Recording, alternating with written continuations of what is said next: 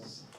Welcome, everybody. Thank you guys so much for coming to Drawing Monsters. Talk with the one, the only, the great Gary Pullin. Thank you.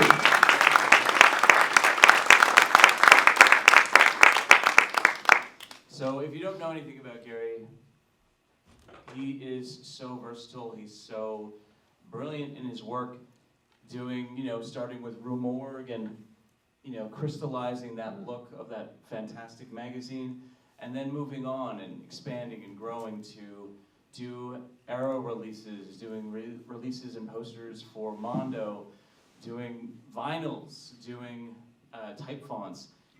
His work has expanded immensely over the years, and I am just so grateful to have him here today so he can talk about a little bit about his history, a little bit about his process, a little bit about himself, and man, I hope you're just as excited as I am to have him here with us today. I am. Thank you so much, Dustin. That was a great intro.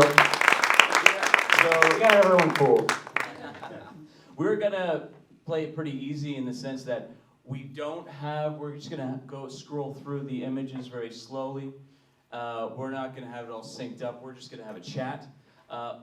Good news also is that we have some of his work here for you, some to purchase in his portfolio, but everyone can come and get a free Fantastic Weekend poster that he designed for the fest this year. And again, ask him to sign it, I'm sure he'll be happy to. So we'll save that for the end though. So stick around and you can get a signature, you can buy some of his fantastic work. And yeah, so let's get this ball rolling. So, of course, you're Canadian. Yes. Grew up in London, Ontario. London, Ontario. Okay, Yes. cool. So what was what first drew you to art, and what was your fondest memory of creating? Well, my grandfather was a painter, so there was lots of his drawings and paintings around in the basement, on the walls, in the garage, and I would copy those paintings, or at least, at first I was fascinated, right? Staring into, he would do stuff like landscapes and cottages and that kind of thing. And I was fascinated by it. And that was my first introduction to anything to do with art. And then I would start to watch Hilarious House of Frightenstein. Yes. I love that show. It was so creative and cool and kooky and weird, and just really spoke to me as a kid. And that intro song really hooked me every morning. So if no one's ever heard of this TV show called Hilarious House of Frightenstein, it is, there are releases out there that you can find it on. And just a really cool show, and just the way they did it. And also watching Godzilla on TV, all that stuff kind of led me to start going to comic book stores. And that's when I would discover magazines, and I discovered Mad Magazine. Actually, was probably the first magazine ever, art magazine, I would say, that I ever got to see. And so I would, I found Mad Magazine. They were spoofing all the movies I liked in the 80s. And so I had to have the covers. And I was just fascinated with the cartoonists that worked there and all the art in there. And that was probably my first introduction to art. And then, of course, I got into all the horror magazines back then, Famous Monsters, Fangoria. I had a subscription to Fangoria. And when I was a kid, my aunt and uncle bought it for me. And of course, that upset some local neighbors, I'm sure. Because I would bring this stuff to school. I wore this stuff on my sleeve. I'd bring Fangorias to school, or Famous Monsters, and just everybody knew I was a horror fan, basically. I wanted other horror fans. I wanted to find other horror fans. But I hope that answered that question. Yeah, for sure. And obviously, it definitely, where did you come up with your name? It's obviously you're a monster kid. Ghoulish Gary. Yeah, Ghoulish Gary. That actually was a nickname that just was tossed around back in the old Rue Morgue days, and it just kind of stuck. And then once I started doing conventions, and once they started doing conventions, and obviously I was working with them and doing all the posters for that and all the artwork for the events, they gave me a little table too, and that was very nice. And so I got to sell some of my own art on the side as well as help them. But I needed a company name all of a sudden. And I wasn't registered as a company back then. I needed something, I don't know. I felt like, I like those artists that kind of have a personality outside of the artwork, if that makes any sense. Yeah, like And some of your icons and some of your heroes, right? they are, like Ghastly Gary Mingles. He was a EC comic book artist from Tales from the Crypt.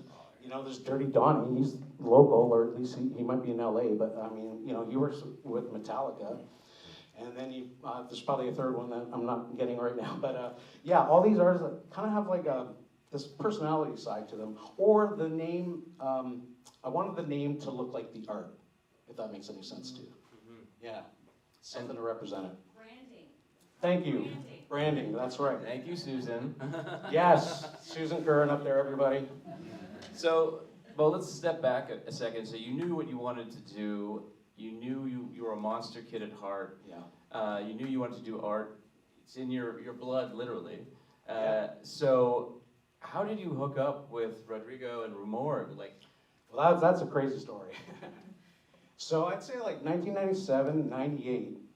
Well, you know, yes, I have Rue Morgue to thank to be here for sure. I'm grateful for that. I also have to thank Fantasia Film Festival. Because if they didn't if Mitch didn't come in 1997, 98 to show Phantasm at the Bloor Cinema in Toronto, Canada, I would not have met anybody. So that was a fateful night for a lot of people in the film community in Toronto. Because Rue Morgue had a table there. Rod met so many of his writers there as well. Joseph O'Brien was there, and Brad Abraham. They just finished writing Prime Directives, that RoboCop TV series back then. And they had a T-shirt in the lobby. Godzilla had just come out. I think it was the one with the "Size Does Matter" tagline.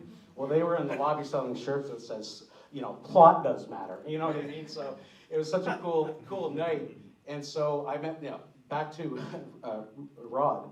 He had a table selling the first 3 issues. And I'd already seen issue 3, and I was like, wow, there's like a horror magazine in Toronto, like, are you kidding me? And so I kind of like had seen that. But it was when I saw them at the screening, and yeah, he had a table. I went up to him, and I think I had like a business card that I made out of college. And I had just gotten a job too, by the way, at this design firm called Future Brand. And it was like a, you know, commercial packaging design firm. But I was a junior designer, but I did want to do stuff on the outside. You know, I always wanted to work, right? So, and just find the next coolest thing to do. And so, but I had a full-time job there. I meet Rod in the lobby. I give him a card. I say, look, like I love horror movies. You know, I would love to work with you somehow. I don't know how, but like maybe we can do something together, and maybe I could do some illustration or design for you. And he, you know, I met him right at that right time when he was just in the 3rd issue. They were getting busy. They had already started getting ads in that were really good ads, right? Like some good sponsorships were already starting to happen. And so he said, look, like if I give you like, you know, $300 a month, can you do all these ads for us, all this covers, whatever you name it? I'm like, yes, of course. So I would moonlight at work. The bosses, I didn't have my own computer at the time. So the bosses would go home, and I would use their equipment, their printers, their, you know, the Mac computer that I needed to use. And so I would do Rue Morgue stuff on the side. And then eventually, after about 3 years of that, and just working with Rue Morgue, and not full-time yet, but like being involved, doing their covers, doing whatever I could on the inside, you know. I redesigned their logo when I first met them. So if you notice the first 3 issues of Rue Morgue, it's got like a font. that's some issues here? Yeah, the old ones, it's like just like a font. Like, you know what I mean? It's like not a good font. And so I said, you know, he said, well, look, we really need a masthead. And I said, you know what? You know, let me tackle this. And so doing the logo was a lot of fun because, you know, it was my chance to do a, you know, like a Famous Monsters logo or something like that. So I kind of like, I really got what Rue Morgue was doing too. I really understood the type of magazine he was making. So I was like, you know what? I wanted the logo to look classy and not campy.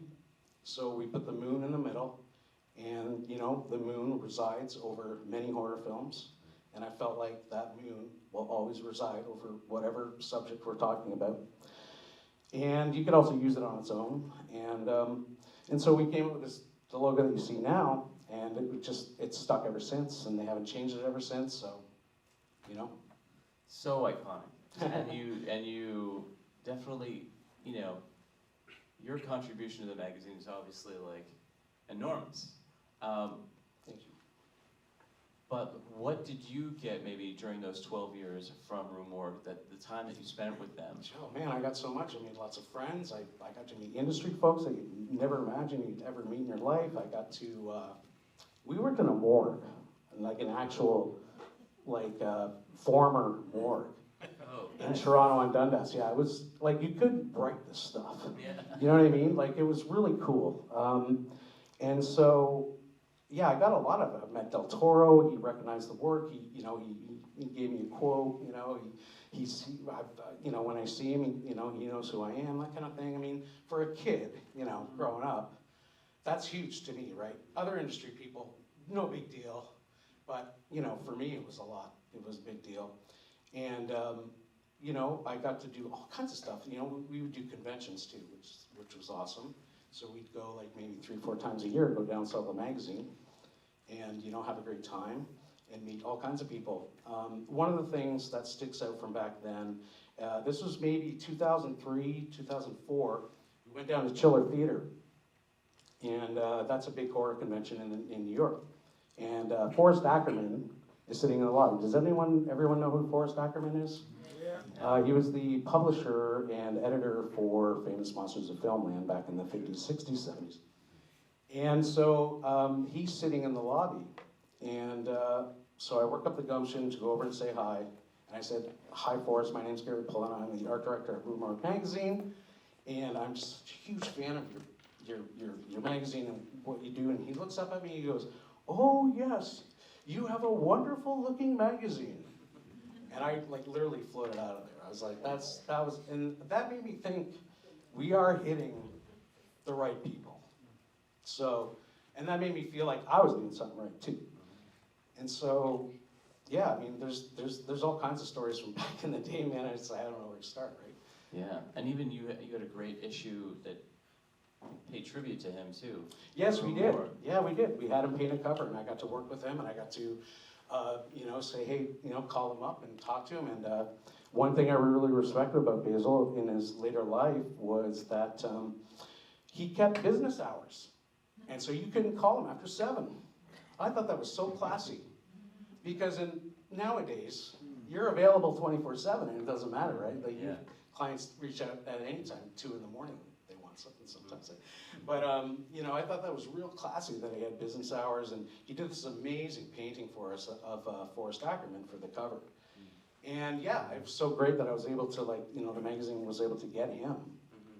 And that was like, yeah, there was some banging issues back then. Yeah, for sure. So at what point did you realize you had to grow and, you know, spread your wings to... Well, yeah, I was put 2012. You know, things with print were certainly hurting a little bit, and the future was uncertain there a little bit.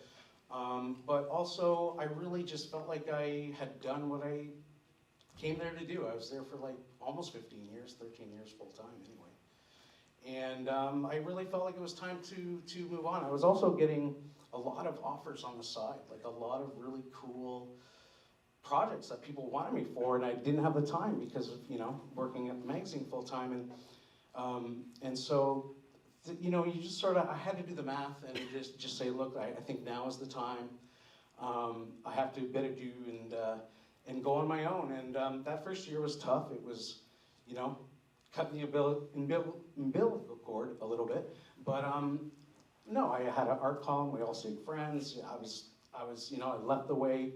I walked in, I walked out the way I walked in, you know what I'm saying? And it was great. And that first year was a little tough on, like, you know, just getting the gigs in. But I will say, I did have some stuff in the fire, like, before I left. I mean, I didn't totally leave myself stranded, but, you know, Larry Fessenden, I worked with back then when I first left, and that was really great. He was sort of one of the guys that hopped on me right away and was like, hey, like, I've got this project called Tales Beyond the Pale, which is like an audio play.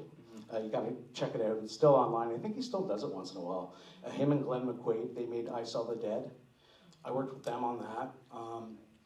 So it's like all of a sudden, it's like, okay, I'm working with industry folks. So I felt like I was still doing what I was doing at Rue Morgue, right? Like still working in horror and still doing illustration and graphic design. So, and that was amazing. So. But you also have to change it up too, right? You had to, there's got to be a huge learning curve to adapt your work from a magazine to posters. Sure, that's true. I had to learn how to color separate my own posters, I guess. When Mondo started knocking on the door, and Mondo is a poster company in the U.S. and back then it was only 3 guys that ran it. And so what they did was they basically invented a gig poster for movie screenings. You go see a band, get a gig poster. Well, Mondo came up with that they were getting a gig poster at a screening. So I was one of their guys in the early days, right? But they would call me, and I can only do so much. But back then, it was like, yeah. As soon as I started working with them, I felt like, okay, I'm on a good trajectory here, and I just kept wanting to work. And as long as you're doing good work, then people notice, and people tell other people, and before you know it, you're inundated. Really, I mean, it's been really good so far. Amazing, man. So if somebody calls you up, they're like, hey Gary, we want Yo, you to work Gary, on baby. this. What's up, baby? Of course, in working hours, though, not just not business after hours, 7 guys. o'clock. Come on, I'm guys. kidding. You guys can call me anytime you want. So what's your process for creating Yeah, this poster, a movie poster? So let's say if it's an old movie, like a tried and true Reanimator type thing, I watch the movie again because I'm watching it with new eyes now. I'm watching it as like I'm working on it, and I need to find an image in here that's going to be compelling and cool, and hopefully the filmmakers and the fans and the clients and everyone's going to like it. So I watch the movie again. I just do this really rough ideas, almost like brainstorming sketches, nothing too tight. Just like sometimes I'll just write words down, and then I work on a Cintiq tablet. I go onto my computer and I start to get my reference. I start to build the sketches. And it's all by hand, by the way. I do draw by hand. I use a Cintiq, and all illustrators do now. And so, most illustrators. And so, I finish all my sketches, all my composition, and I'll come up with like, say, 3 to 5 different directions we can go in, different images. And then the client will pick one, and then we zero in on that. And so, yeah, that's basically the process. With records, kind of the same thing. I mean, really, everything's just artwork related, how I do it. I mean, book covers, it's all, it's just formatting. It's all really the difference. It's just the formats of it and the space that you have to work with. And I love doing vinyl packaging because you've got the cover, you've got the back cover, you've got the little round labels that you can throw cool stuff on. You've got the records itself. I love helping coming up with the colors and the variants, and sometimes I'll show them I like matching the variants with the art, like color coding type thing. And so yeah, I love all that stuff, and I'll listen to the music, right? Like I have the music on, I have the movie on. I'm taking inspiration from that, and yeah, just sketching and sketching away, and I usually spend about 2 to 3 days on a sketch, or like 3 to 5 sketches. They're fairly quick, just to give you the gist of what's going on. And then, yeah, they pick one, and then we go from there. Awesome. Mm-hmm. Well, you said about the technology. I'd like to learn more about how the technology has changed, and how has it changed, in general in the industry, and how it affected your art. Well, yeah, I mean, back in the day I was traditional. Pen and ink was my main medium. I could paint, I can draw, but once I went freelance and I was learning what other illustrators were using, they use these, they're called Wacom Cintiq tablets. It's basically you're drawing on it, and it feels very organic, but it is digital, right? So, but again, you can get brushes, and I can make my own brushes in Photoshop. That's very intuitive. I had to learn all that. And so I could make things, I try to make my stuff look like it's done by hand. You know what I mean? I don't like things to look too perfect, because I want it to look like a human did it, you know what I mean? So, and the stuff that I'm inspired by is like, you look at those old Mad magazines, and the caricatures of people, it might not be a dead-on likeness of, Tom Arnold or whoever it is or whatever, but it's a good enough likeness that's kind of cartoony, and I enjoy that style too. I like to be organic, I guess is what I'm saying. I don't, I can do your portrait dead on. It might take me a little longer, but I like to be a little more organic, a little more looser, if that makes any sense. Yeah, for sure, for sure. And it puts that sincerity and that feeling into your work, which I think is, you know, I think everyone can agree that it's lacking in a lot of AI stuff. Which brings us to that, since we're on that topic, what do you think about that whole AI controversial topic? And I guess as a side question, like, is it as terrible as, you know, that 90s trend of let's just put the actor's face on the poster? Oh, right, like the floating heads, yeah. Well, I don't like AI because I'm an artist. I mean, I'm trying to figure out how I can make it work for myself. Because maybe one day I will use it somehow, right? I mean, I already went digital with drawing on a tablet. But right now, I think it's just too early. I don't like the aesthetic at all. I think you can tell instantly when it's an AI image. I think it needs to get a little more intuitive, but I think it's missing soul, right? Like, and I am in Midjourney. If you have the app, there was a list when Midjourney started doing all this stuff, and my name's on the list, and you can type in Gary Pullin haunted house, and it'll spit this thing out. And it's like, yeah, you know, it's like, that's not me. It looks sort of like my pen and ink stuff, but not really, and it's like, it's weird, man. It's weird. But again, I get it, you know, like, people use it for things because they can't afford art. But to me, it's like, look, if you can just, if you're like a filmmaker or a band or somebody that needs artwork, if you just have somebody that you know that's passionate or like can at least offer like credit, you know, what do you want to call it? Like if you have a product that you sell and you need art, give them some product, give them some product. You know what I mean? To at least trade for the work that they're doing, that kind of thing. So you can work and trade, you can make things work, right? Like, and so a lot of hungry artists out there are you know, willing to work for pro bono, especially in the beginning, right? Like I did so much free stuff in the beginning, so many favors, so many free stuff. But after a while, like you can't make a living on free stuff. Yeah, of course. So, but yeah, with the AI thing, it's I don't know. It's not, I don't think it's there yet, but I get that, you know, you're putting things together, you need something fast. For that, I guess it's okay, but if you're gonna like, you know, present something, well, don't you want like customized stuff for your stuff? Like you're gonna build this car and then not put a good paint job on it? You know what I mean? For sure, and like, your process is so, like, you've got so many, like, you've said before that you need to have like a hook that grabs the audience and to tell your story of their story. That's what AI is missing. Yes. Is the hook. Like when I'm doing some of this stuff, you know, I try to throw in like these little hooks, I call them, right? There's like there's something else going on to it.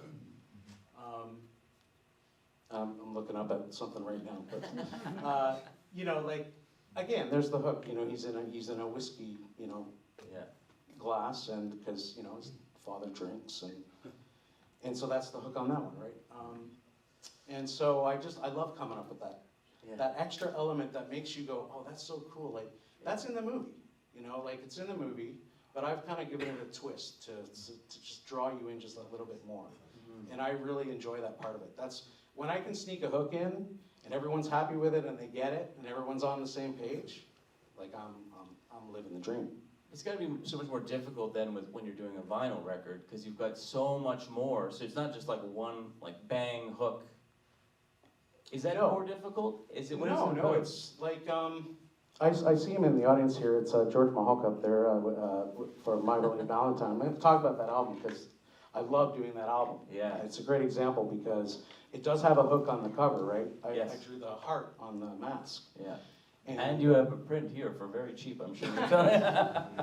and so, you know, I did that, and then you do the back cover, the interior's like this awesome newspaper, so I went into I'm just paying attention to like Mabel's laundromat, and I'm getting her logo in there, like an ad in the magazine, or an ad in the newspaper, and, you know, like Harry's back, you know, that kind of, like make it look like a newspaper that came out of, at Valentine Bluff, Daily Bluff kind of thing.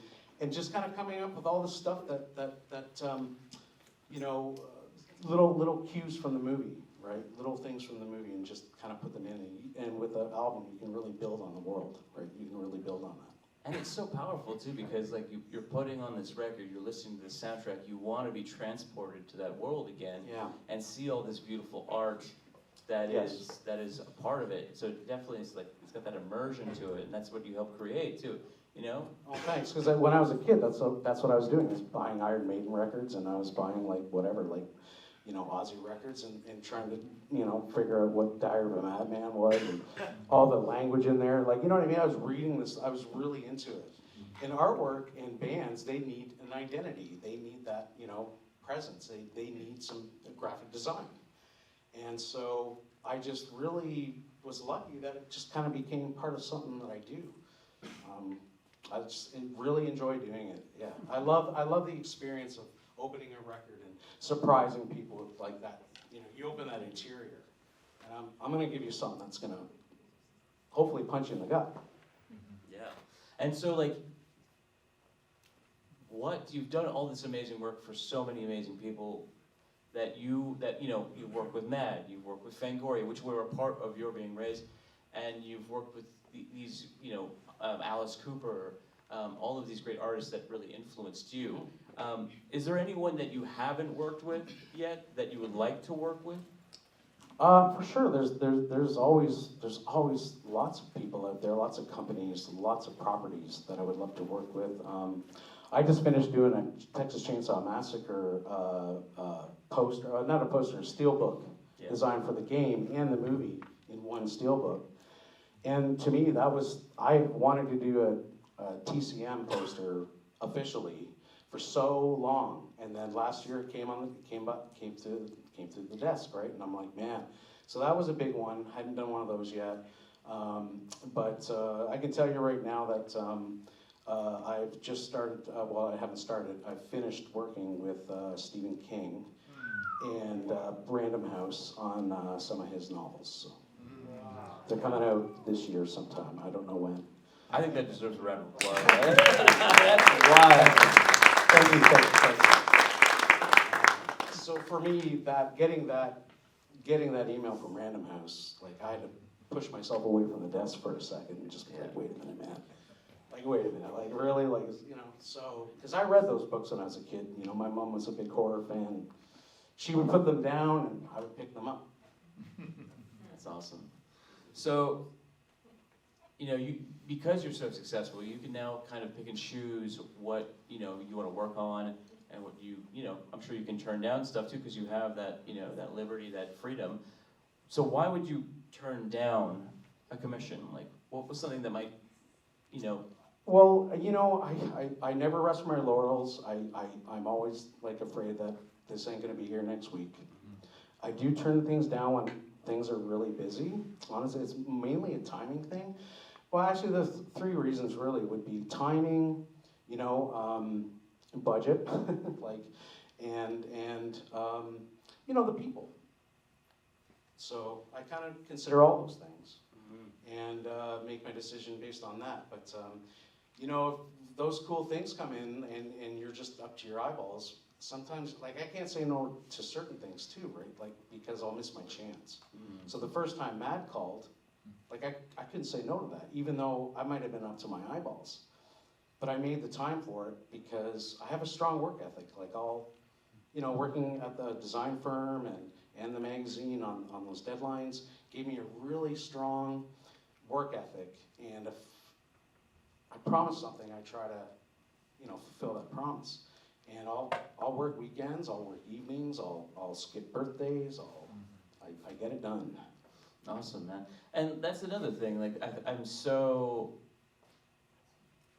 impressed that you know, despite being so busy, despite getting all these big jobs, you still, you know, get your butt to the conventions, to the expos, and you know, you're at a table talking about your work, you know, on the ground in it. Yeah, I love it. I love horror conventions. They're so much fun to interact with horror fans. I mean, that's so impressive to me. Again, once you've reached this level of success. So, what great And I think it's because, as you said, it's like your love of the community. Yeah, of course. Like horror cons, I really wanted to make sure that I was doing those every year, and I do 4 a year. And there are some good stories. I mean, you get to do things that you would never imagine you would get to do when you do these horror conventions. You know, first of all, just meeting the people that buy my artwork and like my artwork, I can't tell you how much it means to me. You know, and also meeting the people that I grew up loving. And so I got some cool stories. Like there was one story where, Jeffrey Combs, we all know who he is. I did that reanimator artwork for Waxworks right when I first started too, on my own.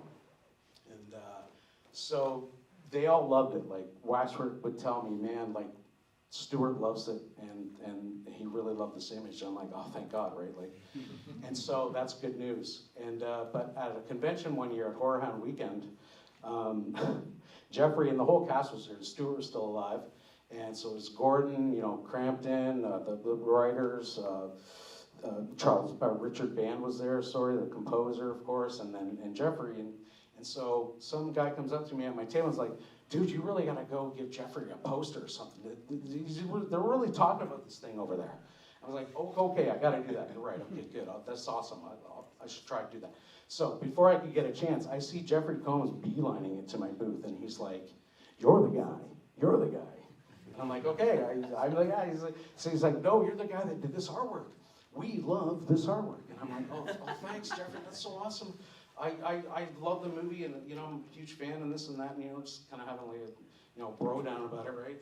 And then he's like, follow me. And so I grab a poster, one of my own posters, whatever. I grab a poster, I follow him into the next room, and they're all there waiting for me to sign the poster. And he's like, this is the guy that did this image. He's here. And Barbara's like, oh my God, this is amazing. And Stuart really loved it too. I got a photo with the entire cast and crew. And then I could have floated out of there. You know, it's like, so that was a great like convention story, like, you know, where you're really like connecting with the people that you're doing the artwork for, because you know these are just movies that are out there. You know, I never would imagine that I would be connected to any of them in any way. Yeah. It's so impressive, and I'm gonna add to that. Your Jeffrey Combs is pretty impressive too. That's a great impression of him, I think. Thank you. Yeah. And like, I've been holding back all weekend. We've been hanging out pretty much for the weekend for the past couple of days. So, and we said, oh, we don't want to talk about everything yet. I want to hear about Tom Savini's house. You were just at Tom Savini's house, right? Yeah. Okay. So this is another crazy story. You know, like I've known Tom since back in the Rue Morgue days, of course. Like we had him at the Fan Expo maybe once or twice. Maybe more than once, I don't know, but, and then just seeing him at the cons every year, I see him, you know, like he kind of got to know him a little bit, but not really too close, you know, not trying to be a close friend. I'm just, you know, I am a huge fan. Like, I mean, Savini's name on posters back then were bigger than the directors in the 80s, right? I mean, the guy was the man. And so, you know, knowing, you know, that I don't want to punish him and, you know, be cool around him and stuff like that, I always say hi, I go up, and I usually get something signed from him because I got so much stuff at home by him. And so I'll get something signed and, you know, just kind of chat him up. And he has collected my art. He does have my artwork. And so he does like Mondo posters, and he's into that stuff. And so his wife is really nice, and her name is Jody.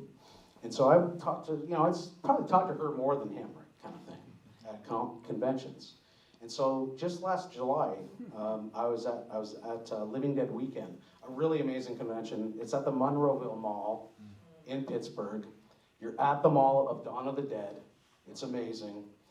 And so I had a booth there, and he was there, of course, because he lives in Pittsburgh. He lives there, his house is there. And again, some guy comes up to me and says, hey, you should go down and give Tom your Prowler poster because he's talking about it. He saw it. And I said, okay, you're right. I really got to get down there. It's the same story almost. I got to get down there and say hi, I guess. And so I got a Prowler poster. I brought it down to him. I said, hey, Tom, I heard you like the poster. He's like, oh, thank you very much. I love this. And I said, oh, awesome. I said, so anyway, I just worked up the courage, and I just said, so how does one get a tour of your home? like inviting myself over, basically. And because he does tours. Like I've seen those famous shots of like, you know, musicians standing in front of, or actors standing in front of, you know, the masked room, you know, and I'm like, man, just the dream would be to see his collection, right?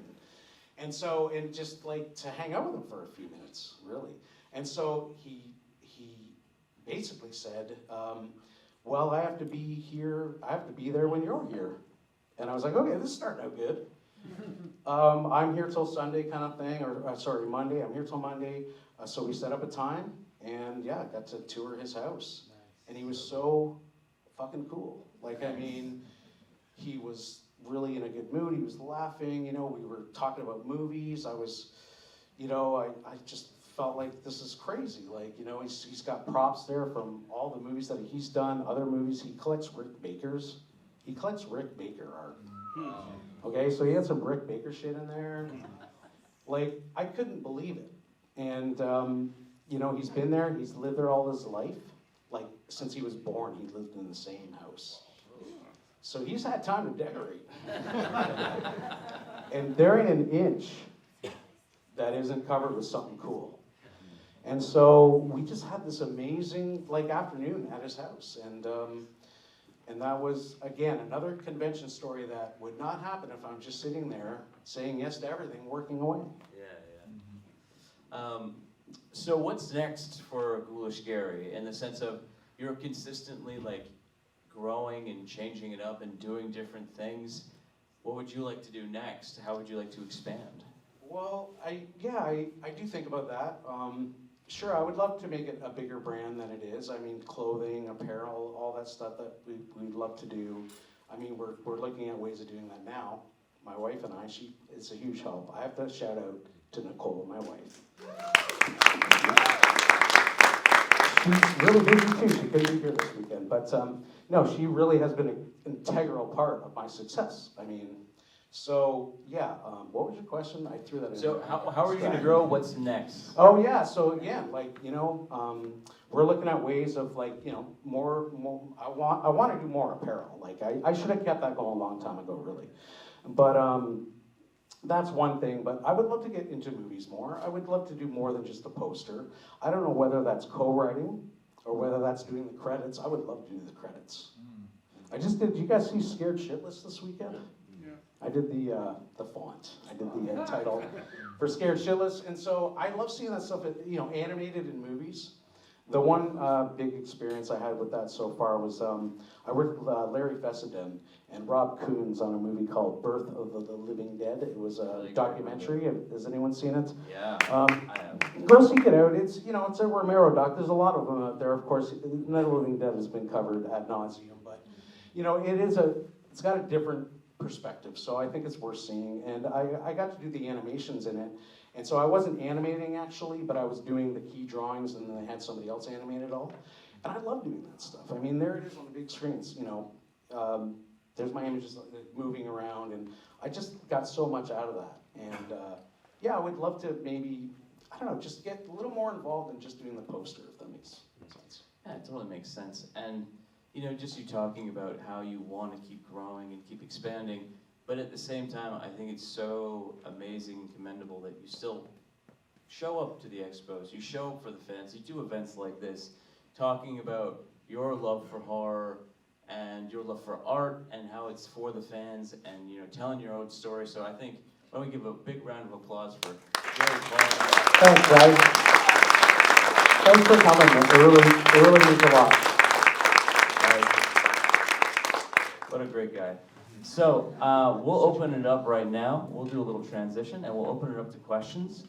Like I said, afterwards, Gary's going to be over here. He's got some prints he's selling. We have free prints of the Fantastic Weekend poster, which I'll just raise for you here, so you can come and get one of these for free.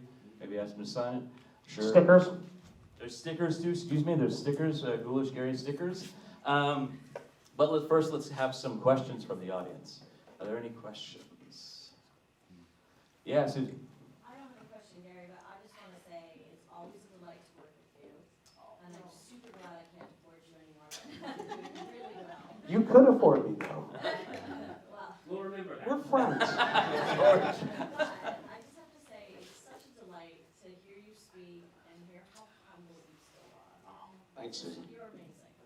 Thanks, Susan. You're welcome. Susan and I actually, I don't know if you've seen it up here yet, but we worked on this amazing, and George, worked on this amazing release of Black Christmas. Oh, yeah. So, I mean, come on, like, that movie is up there. And so when they asked me to do the artwork, that was an instant no-brainer. And also, George directed a segment on there called Legacy, right? Wow. And you interviewed me in that.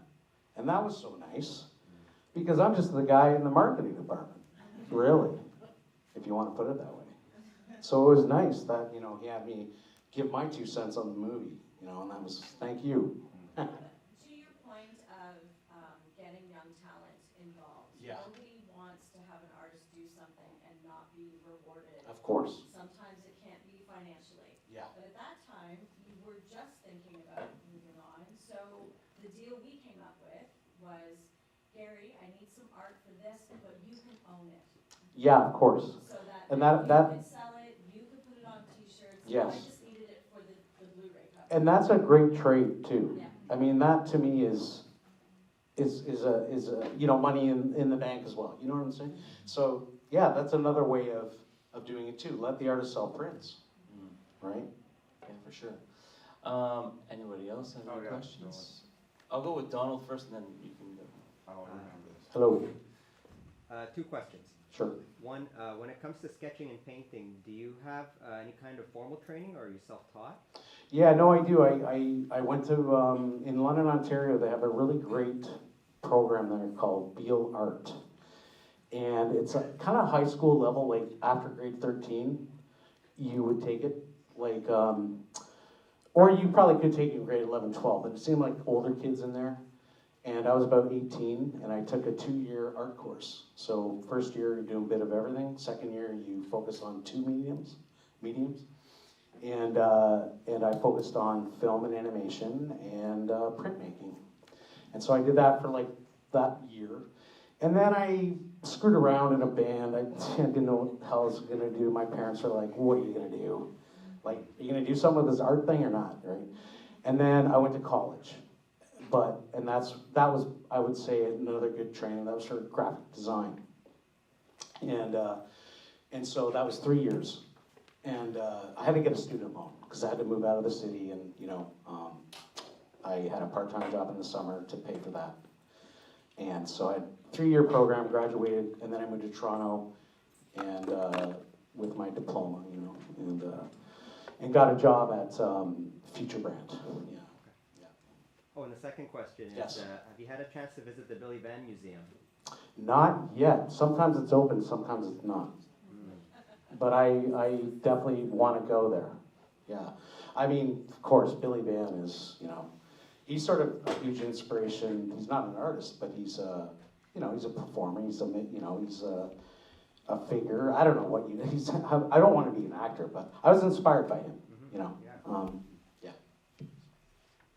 Yeah, one time I had a bad karaoke experience and started a band out of spite the next day. Yes. Have you ever seen a movie poster of a movie that you love so much and they totally did a botch job, and then you kind of designed your own? When you eventually got the opportunity to design your own, you fucking went for it because you're like, I remember how bad that other one was. Sure. On the list. I think so. Yeah. That does happen where you're like, okay, I think I might have done something better than the original art that came out. But it's usually not the painted posters that I think I've done a better job on. It's the graphic design ones, you know, that are using more photography. I feel like if I'm going to use photography, I'm going to do better than that. Because I like to play with things. I like to make it my own. I don't like it when there's just like, you know, well, that's the whole floating head thing that I think that's kind of not really around anymore. I think like most posters these days are actually really compelling. And, you know, Mondo actually was you know, I think they really turned the studios around on that. Yeah. Another question? Yeah. Chris. We're metal heads. We like metal, and you do LPs for movies. Do you ever wish to do some for metal bands as well? Yeah, of course. I mean, I would love to do their albums. I mean, I would love to do, there's many metal bands I'm into, right? Like, there's certain bands that have a real hard aesthetic. Mastodon is one of them. Would love to work with them. You know, there's Iron Maiden. Actually, I did work with Iron Maiden just recently too, for that book that came out though. It wasn't on the record, but it was Z2 Comics puts out these books. They're really great. And so they did an Iron Maiden book, and my buddy did the, Jason Evanston, he did the cover. And he did that portrait of me, by the way, that they used for the festival, if you've seen it, the one, the V one. Anyway, so, yeah, so I would love to do more albums, metal albums for sure. I mean, you know, I've worked with a lot of like Creepshow, the Creepshow, Ghoultown, you know, I'm trying to think of like, but you know, Jack White, I've done work with him, but like not on the album side, but on the gig poster side and t-shirts and stuff, yeah. But again, I love doing album art, so yeah, I'm open for it. So your white whale is Mastodon? That'd be one of them. I mean, yeah, for sure. White Whale, well, Alice Cooper, you know, Black Sabbath. Well, see, I just finished a poster for Black Sabbath. Again, not an album, but a poster. Thanks. And they were so cool to work with, right? And it's really Sharon running the merch in with a couple of the management, but they were hands-on, like they're hands-on with this stuff. And it was awesome. But yes, I would love to get my hands on like a big release like that. Yeah, something big, yeah. Awesome. Maybe we'll have like one more question, then we can go to, anybody have a burning? No, All right, Donato, let's go for Donato. Hi. Hi. Amazing. I love your work. Oh, thanks so much. I like your t-shirt. I figured you would, actually, it's related to my question. You talked about meeting all of your, or most of your idols, and you met Forey Ackerman. I can't believe that. But did you ever meet Basil Golders? Yes. Oh. Yes, I did a couple times. We had him actually, Rue Morgue brought him in for Fan Expo one year. He had a table. Before that, we met him in New York, Chiller Theater, because he was doing cons back then. So we met him there, and then we had him come into the convention. Totally a sweet guy. You know, really humble, really cool. He was selling prints, so we got some of that. I got his book back then. Made sure to I got a signed copy of his book. It's a treasure, right? It's sitting in, it's not going anywhere. You'd probably tell somebody to bury it with me. But yeah, meeting someone like him and, you know, actually getting to work with him too, like, you know, that was a major, I don't know, I felt like it was a major thing for me. And thank you. Then you see like cool things like you have your own book right here, which is also a collector's item, but yes, very this cool. is put out by 1984 Publishing. Really great company. I've worked with them on vinyl record releases too for Church of the Corn and Prom Night. Very rad, yeah. Well, again, big round of applause for Gary Pullin. Thanks so much, guys. Thank you. I appreciate everyone coming.